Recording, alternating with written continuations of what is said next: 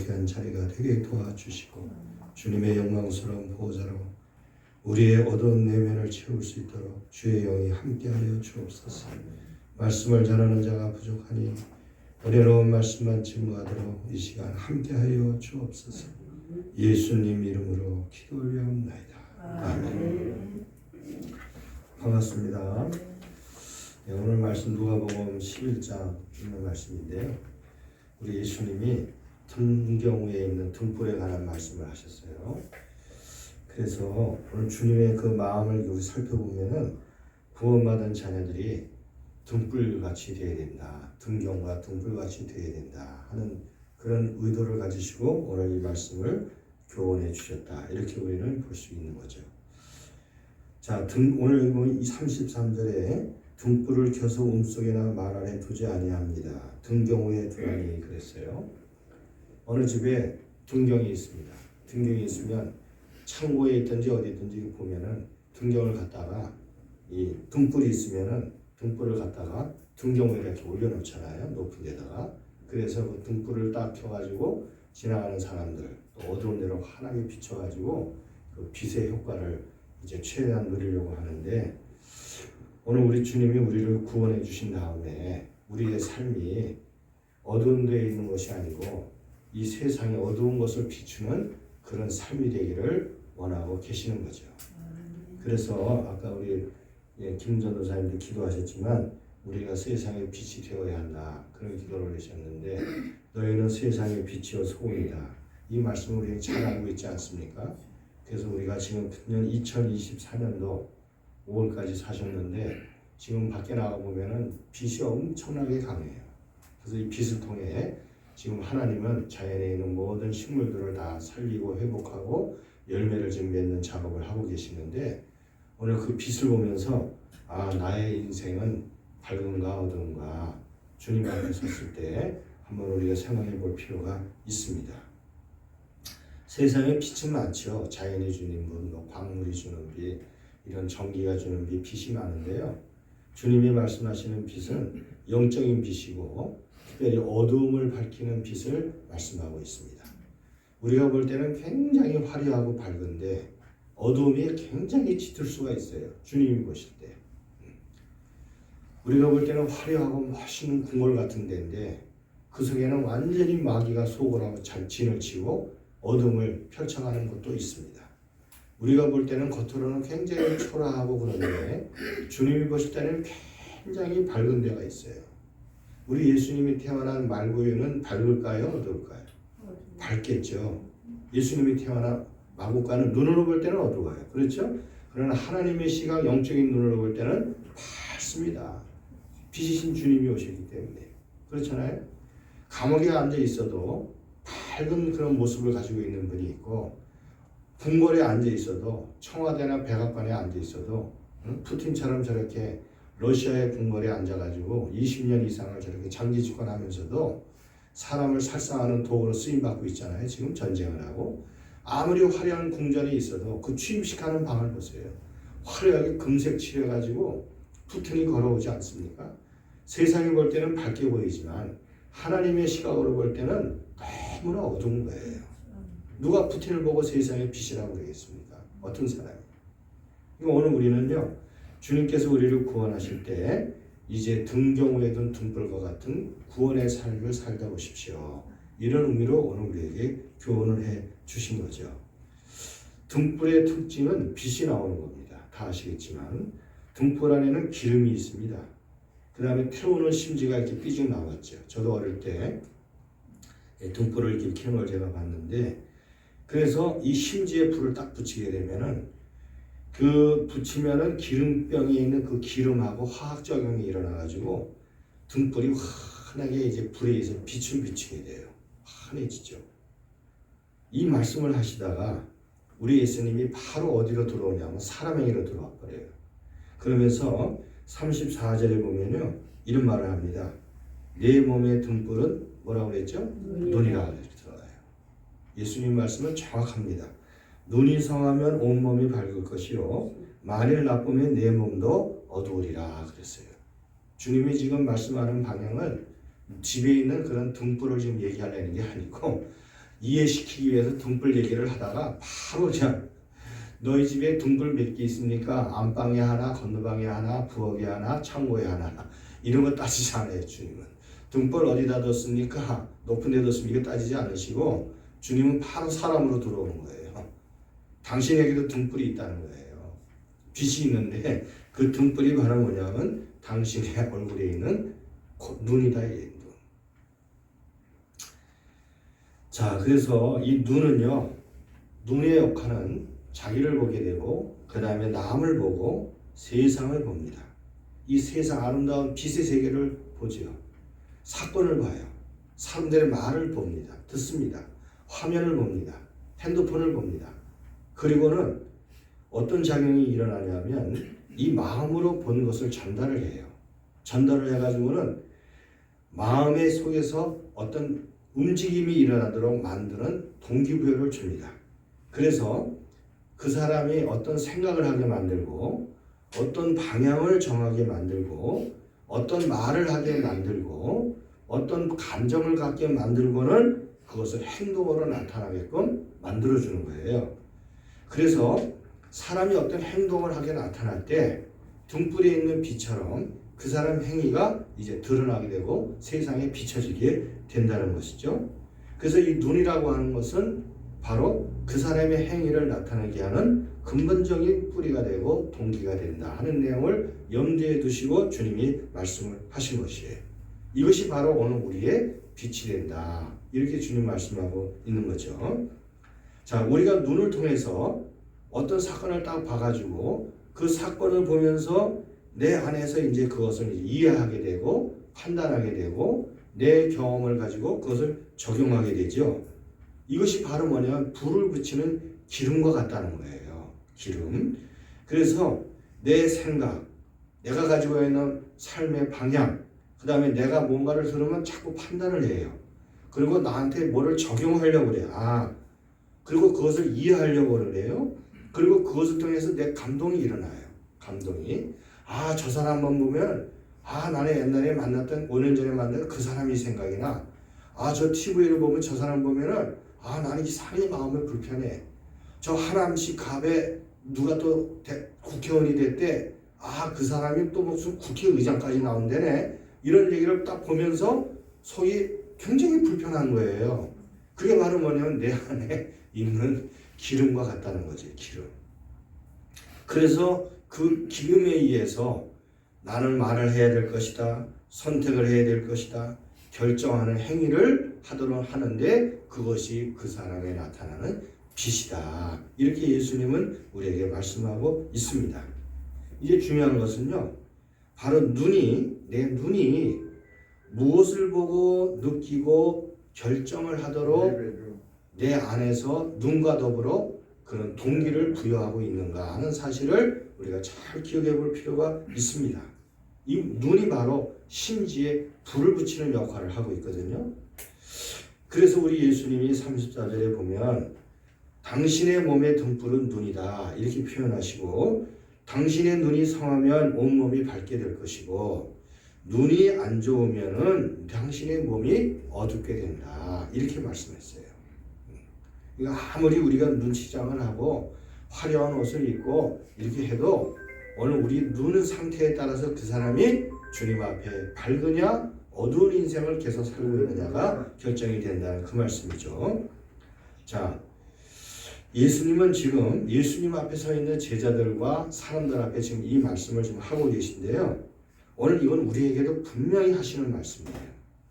그래서 이 질문 앞에 우리는 한번 이 예수님의 교훈 앞에 우리는 설교하는 저나 우리 주님을 사랑하는 우리 성도님들이 다 한번 우리가 질문을 던져볼 필요가 있어요. 나의 몸에서 나는 빛은 주님이 말하는 이 빛은 지금 상태가 어떠냐 하는 거예요. 그 다음에 나는 지금 계속 무엇을 응시하고 바라보려고 하고 있느냐 하는 거예요. 그리고 내 안에 어떤 작용이 일어나는가 내 안에 그 작용이 지금 계속 뭔가를 좀 바라보게 하거든요. 그 다음에 바라보게 하는 것은 내 안에 무슨 어떤 욕망, 어떤 욕구로 인해서 이렇게 내가 계속 그것을 바라보게 하는가 하는 내용들을 오늘 우리가 신중하게 우리 마음을 한번 살펴보는 그런 과정이 있어야 될 줄 압니다. 자, 예수님은 이 눈의 기능과 빛의 밝고 어두움을 언급하신 후에 예수님이 이제 두 번째 단계로 넘어가시는데요. 35절에 뭐라고 표현했냐면 그러므로 내 속에 있는 빛이 35절 우리 같이 한번 읽어볼까요? 시작. 그러므로 내 속에 있는 빛이 어둡지 아니한가 보라 그랬어요. 한번 살펴보라는 거예요. 우리 안에 있는 빛이 어둡지 아니한가 살펴보라 그렇게 말씀했거든요. 이 빛이라고 하는 것은 에너지인데 오늘 내 안에 있는 에너지 나에게 빛을 드러내게 하는 그 원인자가 되는 그 내 안에 흐르는 그 에너지가 그것이 과연 밝은지 어두운지를 살펴보라는 거예요. 그러니까 내 눈이 뭔가를 계속 바라보고 있는데 그 바라보고 싶어 하는 것에 계속 영향을 주는 내 안에 흐르는 그 영향력이 과연 뭔가를 한번 보라는 거예요. 성도님들은 계속 뭘 바라보려고 하십니까? 저에게도 마찬가지예요. 뭐에 계속 관심을 둬요. 어디에 계속 관심을 두고 그것을 바라보려고 합니까? 내 안에 있는 빛, 나의 욕구, 나의 성향, 나의 마음가짐, 내 인생의 목표, 이것이 바로 내 안에 있는 빛이다 이렇게 볼 수 있어요. 그 빛이 계속 그것을 추구하게 되고 바라보게 되고 그것이 결국 어두운 인생이냐 밝은 인생이 되느냐 하는 것을 결판짓게 된다는 거예요. 그래서 오늘 이 35절에 예수님이 당신 안에 있는 빛이 어둡지 않은가 이 말씀을 질문할 때 우리는 뭘 생각해야 되냐면요. 두 가지인데 첫째는 내가 바라보는 눈이 어디인가를 점검해 보라는 거예요. 두 번째는요. 내 안에 나를 주장하는 내 눈을 바라보게 하는 주장하는 그 동기가 과연 무엇인가를 생각해 보라는 거예요. 우리 주님은요. 우리가 지금 생각하고 있는 동기까지 다 알고 계셔요. 주님은 어두운 내 안에 있는 빛, 내 속에 있는 어두움에 있는 이 안에 있는 흐르는 이 에너지를 그 에너지가 결국은 내가 계속 지금 뭔가를 바라보게 하고 나를 움직이게 하는 그 에너지를 이거를 지금 바꿔야 된다고 지금 말씀하고 계시는 겁니다. 자, 그러면요. 우리 몸이 밝은 빛을 내기 위해서 우리 안에 있는 이 어두움을 지금 바꿔야 되지 않습니까? 자, 우리 예수님이요. 요한복음 1장 1절에서 4절에 아까 우리 김전사님이 기도하셨는데 요한복음 1장 1절에서 4절에 예수님이 오실 때의 그 모습을 사도 요한이 뭐라고 표현했냐면요. 요한복음 1장 1절에서 4절 자, 우리 찾으신 분은 우리 같이 한번 읽어보겠습니다. 시작. 태초에 말씀이 계시니라. 이 말씀이 하나님과 함께 계셨으니 이 말씀은 곧 하나님이시라. 그가 태초에 하나님과 계셨고 만물이 그로 말미암아 지은 바 되었으니 지은 것이 하나도 그가 없이 된 것이 없느니라. 그 안에 생명이 있었으니 이 생명은 사람들의 빛이라. 4절까지 읽으셨죠? 5절부터 12절까지 계속 읽어보겠습니다. 시작. 빛이 어두움에 비치되 어두움이 깨닫지 못하더라. 하나님께로부터 보내심을 받은 사람이 있었으니 그의 이름은 요한이라. 그가 증언하러 왔으니 그 빛에 대하여 증언하고 모든 사람이 자기로 말미암아 믿게 하려 함이라. 그는 이 빛이 아니요 빛에 대하여 증언하러 온 자라. 참빛 곧 세상에 와서 각 사람에게 비추는 빛이 있었나니 그가 세상에 계셨으며 세상은 그로 말미암아 지은 바 되었으니 세상이 그를 알지 못하였고 자기 땅에 오매 자기 백성이 영접하지 아니하였으나 영접하는 자 그 이름을 믿는 자들에게는 하나님의 자녀가 되는 권세를 주셨으니. 예수님은 이 땅에 빛으로 오셨다고 사도 요한이 지금 기록하고 있는 거예요. 예수님이 이 땅에 빛으로 오셔가지고 뭐 등불을 만들거나 전기등을 만든 적이 없어요. 근데 예수님은 빛이래요. 이 빛은 바로 무슨 빛이냐면 창조주의 빛이고 이 빛은 생명의 빛이다 이렇게 말씀했어요. 그래서 이 생명의 빛은 밖에 있는 무슨 전열기구 이런 건 하나도 안 만들었지만은 우리 인간에게 있는 진짜 있어야 될 빛을 우리에게 넣어주신 분이고 만드신 분이라는 거예요. 그래서 오늘 우리가 이 빛을 통해서 세상에서 주님이 원하시는 생명의 빛을 비추는 역할을 등불처럼 해야 한다는 것을 지금 우리가 알 수가 있는 것이죠. 그래서 예수님의 생명의 빛이 우리에게 들어올 때 오늘 우리 안에 있는, 아까도 말씀드렸지만 내 안에 흐르는 에너지가 있어요. 나를 계속해서 어떤 빛 속으로 인도해가는 나의 욕구, 나의 생각, 판단, 목표, 감정, 경험, 상처, 이런 것들이 예수님의 생명의 빛으로 인해서 드러나게 됩니다. 그리고 그것이 치유가 되고 회복이 되고 그 속에 있는 좋지 못한 기름이 깨끗하고 좋은 기름으로 바뀌어지는 역사가 일어나게 되는 것이죠. 그래서 예수님이 오셔가지고 포로된 자에게 자유를, 보지 못하는 자에게 보게 함을, 눌린 자를 회복시키는 역할을 하신다고 예수님이 말씀했어요. 그것이 바로 우리 안에서 생명의 빛을 통해서 이루어지게 한다. 이 말씀을 예수님이 하시는 겁니다. 오늘 이 예수님이요, 누가복음 11장에 몇 개의 교훈을 쭉 기록하면서 이 생명의 빛을 통해서 우리 안에 어두움의 빛이 사라지고 생명의 빛을 가진 자녀로서의 삶을 살아가도록 교훈을 하고 있어요. 누가복음 11장이 그렇게 편집이 된 겁니다. 그래서 오늘 이 내용이 보면 첫 번째 사건은 1절에서 13절에 기도에 관한 교훈을 하셨어요. 기도에. 누가복음 본문으로 돌아가셔서 누가복음 11장에 보면 1절에서 3절에 1절에 보면 예수께서 한 곳에 기도하고 마치심에 제자 중 하나가 여짜오되 주여 요한이 자기 제자들에게 기도를 가르친 것 같이 우리에게도 기도를 가르쳐 주옵소서. 그러면서 주기도문을 예수님 가르쳐 주셨거든요. 그러다가 5절에 보면요, 예수님이 밤중에 자기 친구에게 먹을 것을 가지러 온 친구 얘기를 하시면서 간절한 기도가 결국 그 문제를 해결하신다는 말씀을 하시고 13절에 보면요, 13절 우리 같이 읽어볼게요. 시작. 너희가 악할지라도 좋은 것을 자식에게 줄 줄 알고는 하물며 너희 하는 아버지께서 구하는 자에게 성령을 주시지 않겠느냐. 그러면서 기도하면서 하나님의 영이 우리 안에 거하는 그런 과정을 쭉 말씀을 하셨어요. 그 다음에 이제 두 번째는 무슨 말씀을 하셨냐면요, 14절에서 26절에 귀신에 관한 교훈을 하셨어요. 귀신. 그래서 마귀에 관한 교훈을 하셨는데 이 14절에 보면 예수께서 한 말 못하게 하는 귀신을 쫓아내시니 귀신이 나아가매 말 못하는 사람이 많았는지라 무리들이 놀랍게 여겼으나 이렇게 말하거든요.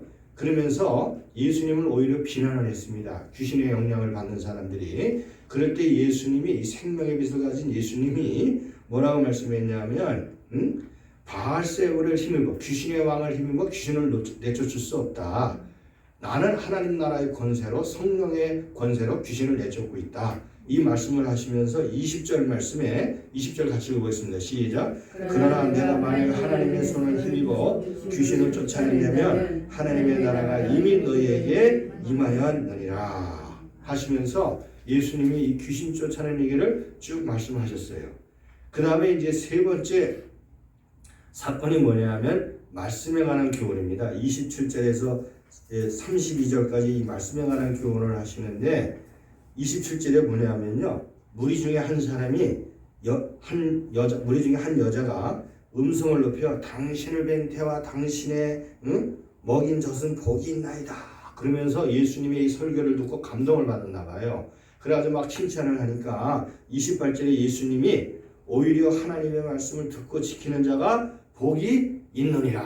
그렇게 말씀하시면서 말씀을 듣고 지키는 자가 되어야 된다고 말씀하시면서 29절 이하에 요나의 표적 얘기를 합니다. 예수님이. 요나의 표적. 요나의 표적이 주는 사건이 무엇이냐 예수님이 해석하시는데 요나의 표적은 니느웨라고 하는 이방성에 있는 사람들, 못된 사람들이 요나가 물고기 뱃속에서 튀어나와가지고 3일 길을 걸어가면서 마이크도 안 잡고 회개하고 하나님께 돌아오라 외쳤더니 그들이 다 돌아오고 왕서부터 다 회개하면서 돌아섰다는 거예요. 이것이 바로 여러분들에게 보여줄 표적이라는 거죠.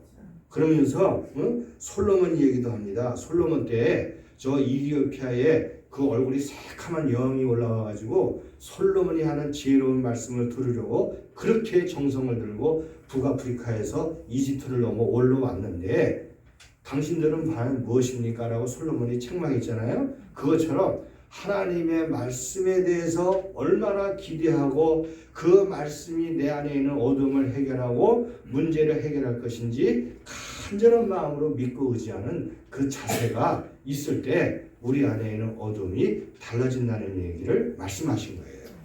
기도와 그 다음에 말씀과 귀신을 내쫓는 작업. 그러면서 이제 예수님이 33절에 가셔가지고 등불 얘기를 하면서 빛 얘기를 하신 겁니다. 유대인의 이 말씀은요, 가장 중요한 내용이 가운데 딱 박혀 있어요. 그래서 앞에서 서론을 끌다가 가운데 중요한 교훈을 하고 그 다음에 또 부연을 하면서 뒤로 빠져나갑니다. 그래서 이 가운데 있는 말씀이 굉장히 중요한 거예요. 자, 그런데 네 번째 교훈을 또 예수님 하십니다. 네 번째 교훈은 뭐냐면요, 37절에서 54절에 바리새인과 율법 교사들에 관한 아주 질타의 교훈을 하셨어요. 질타의 교훈. 바리새인과 이 바리새인들에게 뭐라고 하셨냐면 39절부터 44절까지 한번 같이 읽어보겠습니다. 시작. 주께서 이르시되 너희 바리새인은 지금 장과 대접의 것은 깨끗하나 너희 속에는 탐욕과 악덕이 가득하도다. 어리석은 자들아, 겉을 만드시니가 속도 만들지 아니하였느냐. 그러나 그 안에 있는 것으로 구제하라. 그리하면 모든 것이 너희에게 깨끗하리라. 화 있을진저 너희 바리새인이여, 너희가 박하와 운양과 모든 채소의 11조는 들이되 공의와 하나님에 대한 사랑을 버리는도다. 그러나 이것도 행하고 저것도 버리지 말아야 할지니라. 화 있을진저 너희 바리새인이여, 너희가 회당의 높은 자리와 시장에서 문안 받는 것을 기뻐하는도다. 화 있을진저 너희는 평토장한 무덤 같아서 그 일을 밟는 사람이 알지 못하는도다. 46절에 보면요, 화 있을진저 너희 율법 교사여, 지기 어려운 짐을 사람에게 지우고 너희는 한 손가락도 짐을 대지 않는도다. 화 있을진저 너희 선자들의 무덤을 만드는도다. 그들을 죽인 자도 너희 조상들이로다. 그러면서 예수님이 막 적나라하게 질타를 하셔요. 이 말씀 중에서 가장 아주 핵심적인 건 뭐냐면 너희는 평토정한 무덤 같다는 거예요. 평토정한 무덤. 평토정한 무덤은요, 무덤이 있는데 오래돼가지고 깎여나갔어요. 덩어리가. 머리가 깎여나가가지고 애들이 뭐 거기서 제기차기도 하고 공차기도 하고 뭐 또 비가 오면 쓸려나가기도 하고 아무도 관리하는 사람이 없네. 그래서 쓸려나가가지고 평평해졌어요. 그 위에서 애들이 막 놀고 뭐 놀고 있습니다. 그 마당인 줄 알았는데 나중에 보니까 무덤이야. 파니까 아주 냄새가 막 시큼하게 나는 무덤이에요. 그런 무덤이 많았어요. 당시 예수님 사실 때 그 가나안 땅에. 예수님이 그 모습을 보면서 예수님 앞에 서서 눈을 똥바르게 떠고 예수님을 큰 잡을 서 있는 종교인들을, 바리새인 율법사를 예수님이 책망하는 겁니다. 겉으로 볼 때 그 사람들은 굉장히 빛이 나는 종교인이죠. 빛이 나는 종교인. 그렇잖아요. 제복 입고 길게 기도하고 그런데 가산을 탕진하는 자들이요, 평토정한 무덤 같도다. 그러면서 예수님이 막 질타하는 거예요. 결국 이 말씀을 이 뒷부분에 기록해 놓은 이유는 이 사람들은 아무리 종교 생활을 하고 겉으로 형식을 갖고 형태를 내도 어디가 어둡습니까? 이 내면이 어두우니까 결국 아무리 흉내를 내고 종교적인 쇼를 해도 하나님 앞에는 어둡다는 거예요. 냄새나고 더럽기 짝이 없는 종교인에 불과하다 하는 사실을 예수님이 그들에게 질타하는 거예요. 빛이 없다는 거예요. 빛이. 오늘날 목회자인 저를 볼 때 주님이 뭐라고 말씀하실까? 오늘 한국교회를 볼 때 뭐라고 말씀하실까? 주님은 지금 보좌 우편에 보고 계시잖아요. 생명의 빛을 계속 비추고 있잖아요. 너는 평토정한 무덤이냐?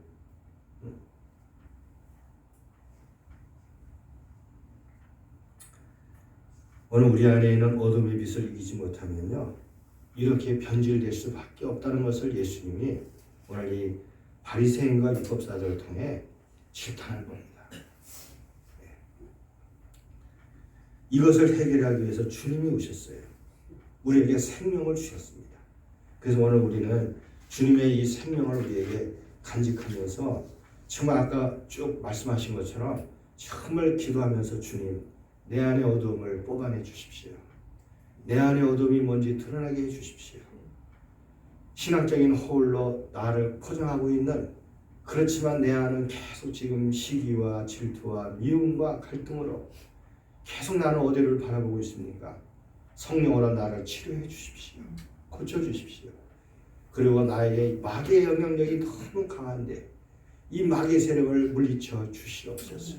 그러면서 이 어둠의 마귀들을 먼저 내 안에서 뽑아내고 외치고 물리치는 그런 역사가 있어야 되겠죠.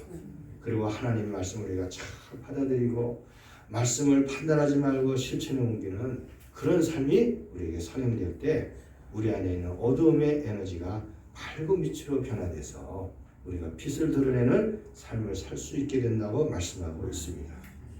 이제 주님은요, 세 번째 단계 오늘 마지막 교훈을 하시는데 36절에 뭐라고 말씀하시냐면 이렇게 말씀했어요.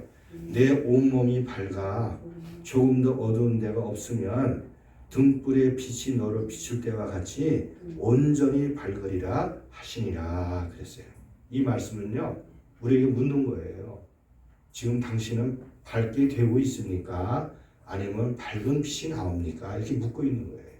그러면 오늘 우리가 이 말씀을 들으면서 정말 내 안에 있는 어두움이 사라지고 내가 지금 밝은 빛을 나타내는 그런 인생을 살아가고 있는 증거가 과연 뭐냐? 그것은 바로 뭐냐면 내 안에 있는 빛으로 누구를 비치냐면 나를 먼저 비추는 사람이 되어가고 있다는 거예요. 나를 먼저 비추는 거예요. 다른 사람을 비추는 게 아니라. 그래서 오늘 여기 말씀에 등불이 빛이 너를 비출 때와 같이 그랬어요. 너를 비출 때와 같이. 한번 고백하겠습니다. 너를 비출 때와 같이. 너를 비출 때와 같이.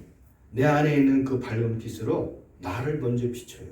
그래가지고요, 어떤 사건을 바라볼 때 그 사람을 정죄하고 지적하는 게 아니고 나는 과연 어떤가? 나는 과연 어떤가? 응? 나를 먼저 생각해요. 그 빛이 나를 향해요 먼저. 과거에는요, 막 그냥 질타했습니다. 감정이 일어나가지고 견딜 수가 없었어요. 그런데요, 내 안에 있는 빛이 밝아지면서 나를 먼저 비추해. 나는 더 부족한 사람이지.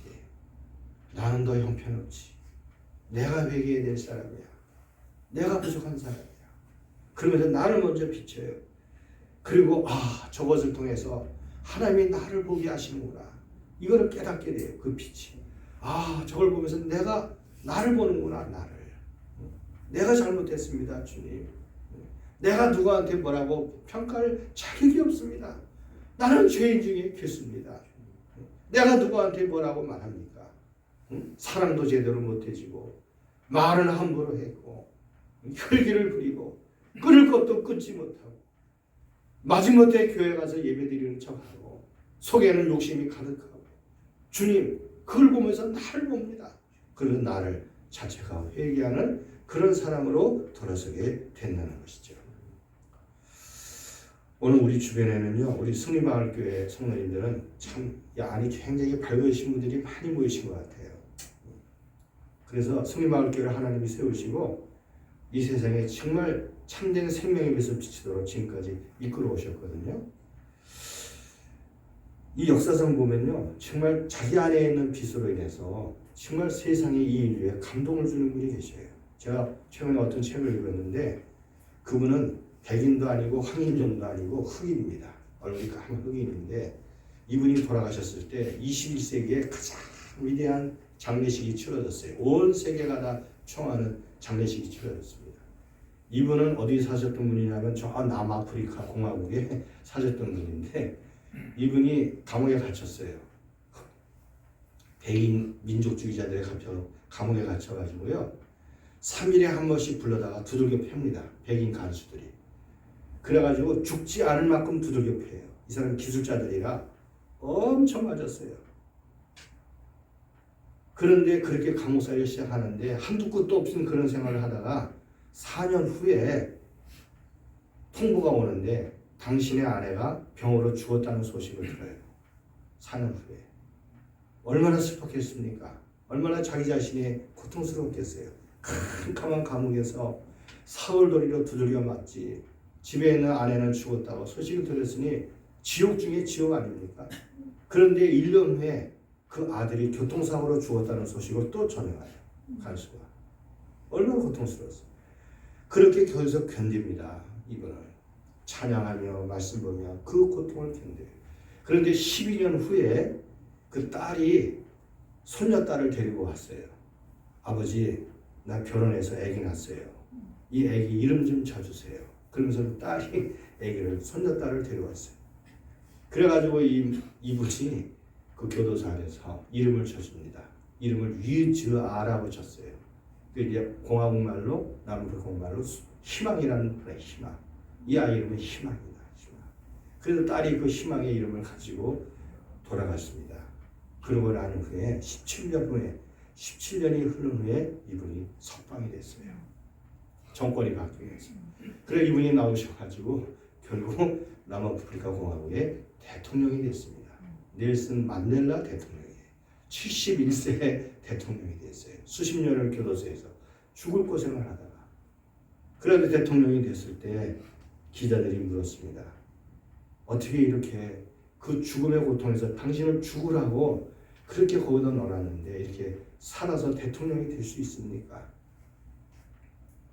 자기 손녀딸 얘기를 하는 거예요. 내 손녀딸 이름이 위즈아인데 나는 그 속에서 희망과 소망을 가지고 살아왔습니다. 그 희망과 소망은 사람이 아니고 주님이셨습니다. 주님과 늘 대화하고 말씀을 보면서 밖은 캄캄하고 어두워요. 절망 자체예요. 그렇지만 그 안에 희망과 소망을 만들었어요. 그분이. 반드시 하나님이 큰 일을 행하실 것이다. 반드시 하나님이 나를 살려주실 것이다. 반드시 하나님은 큰 일을 행하고 보여주실 것이다. 이 희망과 소망을 가슴에 품고 견뎠다는 거예요. 그분이 바로 그 감옥에서 빛이었습니다. 빛이었어요. 그리고 나와서도 그분이 대통령이 아니라 빛이었어요. 그리고는 그분이 대통령이 됐을 때 자기를 모함해서 들었던 백인 아주 원수덩어리 그 사람을 자기 밑에 부대통령으로 그를 앉혀놓은 거예요. 그분이 세상을 떠났을 때 온 세계가 다 감동을 받고 그분을 장례에 참여했어요. 울었습니다. 이제 말씀을 맺습니다. 세상이 강한 빛으로 환하게 지금 세상을 비춰요. 아침 저녁 과학과 정보기술이 밝은 빛으로 다가옵니다. 그런데 한편 사망으로 가는 빛이 더 인간을 짓누르고 있습니다. 인간의 마음은 더 어두워져요. 그래서 자녀가 부모를 살상을 하고 가정이 무너지게 되고 젊은 자녀들은 희망이 없다고 소리를 치고 그러면서 세상은 점점 험악해지고 있어요. 오늘 우리는 이러한 어두운 세상에 주님이시는 생명의 빛을 비춰야 합니다. 그래서 로마서 12장에 밤은 깊고 낮은 가까이 왔다고 했어요. 갈수록 밤은 깊어집니다. 환한데 영적인 어둠이 더 깊어요. 그 속에 오늘 낮에 빛을 비추는 생명을 가진 자녀들을 하나님이 세우신다는 거예요. 그 교회가 바로 승리마을 교회입니다. 아멘. 아멘. 그래서 오늘 우리는 평토장한 무덤 같은 종교인이 아니라 지식의 열쇠를 갖고 길을 막고 있는 그런 행위를 가진 그런 사람이 아니라 오늘 내 안에 나를 움직이는 빛을 항상 점검을 하고 주님을 붙들고 기도하면서 하나님의 영에 의해서 내 어둠을 오늘도 드러내달라고 주님을 붙들고 오늘도 우리 가정과 내 주변에 있는 마귀를 내가 물리치게 도와주시옵소서. 주님 앞에 외치시면서 하나님의 말씀을 내가 듣고 순종하려고 노력하는 애쓰는 그런 삶이 우리에게 있어야 합니다. 그 속에 하나님 우리를 밝은 빛과 같은 인생을 살도록 우리를 축복해 주실 것이고 오늘 이 넬슨 만델라처럼 하나님의 행하시는 역사를 우리에게 나타내 주실 거예요. 이러한 삶이 함께하는 저와 성도님들이 되시기를 진심으로 축복합니다.